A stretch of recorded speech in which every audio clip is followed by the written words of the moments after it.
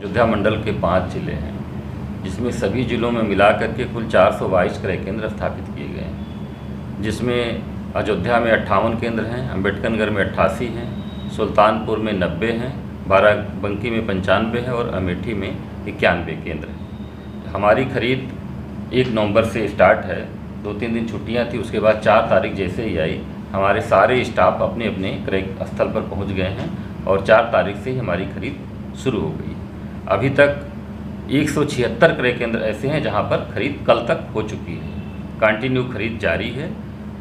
दैनिक खरीद हमारी कल की जो हुई है वो 8500 कुंटल की खरीद हुई है और सब मिला करके पूरी खरीद हमारी 20,420 कुंटल हो चुकी है। 2300 रुपया प्रति कुंटल के हिसाब से किसानों को भुगतान दिया जा रहा है।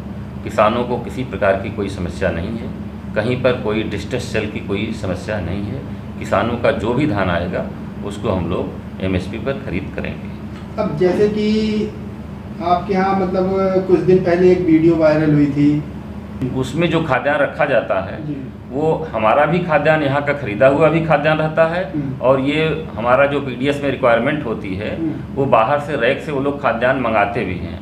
मेरे ख्याल से आप बारिश की सीजन की बात कर रहे होंगे, कुछ हल्का फुल्का भीगने की समस्या आई थी, तो सीजनल समस्या कभी कभी हो जाती है। रैक से मूवमेंट से जब आता है तो बारिश होती है तो रैक पॉइंट से डिपो में रखा जाता है तो थोड़ी बहुत हो जाती है। ऐसी कोई खास समस्या नहीं थी और इस समय इस तरह की कोई समस्या नहीं है। क्या कुछ जनपद अयोध्या जनपद में नए गोदाम केंद्र अभी नहीं? अयोध्या जनपद में 2 गोदाम है, एक FCI है FSD और एक CWC है।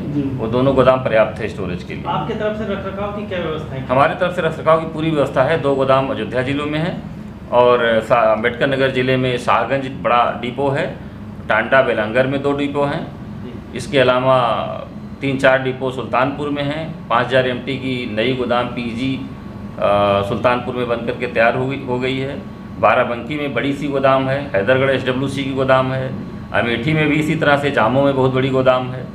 तो थोड़ी बहुत समस्या तो सीजन में रहती है, लेकिन उसको हम लोग मिट आउट करेंगे। जब ज़्यादा धान आ जाता है, चावल बन करके तैयार होता है गोदाम में रखने के लिए, तो हम यहाँ से हम लोग रैक का मूवमेंट बाहर भी भेजते हैं।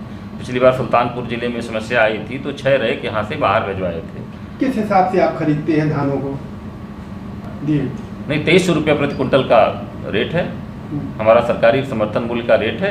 उसमें 20 रुपये कुंटल छनाई उतराई का किसान अगर करवा रहा है लेबर से तो दे देता है, उसको हम लोग वापस समर्थन मूल्य के साथ जोड़ करके दे देते हैं। और अगर नहीं करता है उस स्थिति में उसका धान हम लोग तौल ही नहीं सकते। हमको तो एक FAQ मानक होता है, फेयर एवरेज क्वालिटी। क्या मानक है सर? मानक है कि उसमें डैमेज एक लिमिट से ज़्यादा ना हो, ठीक है, सड़ा ना हो और उसमें मॉइस्चर 17% से ज़्यादा ना हो। शुरुआत में जब धान कटाई होती है तो मॉइस्चर उसमें ज़्यादा आता है, 20% 22% आता है। तो ठंडियों में तो ऐसी समस्याएं बनी रही।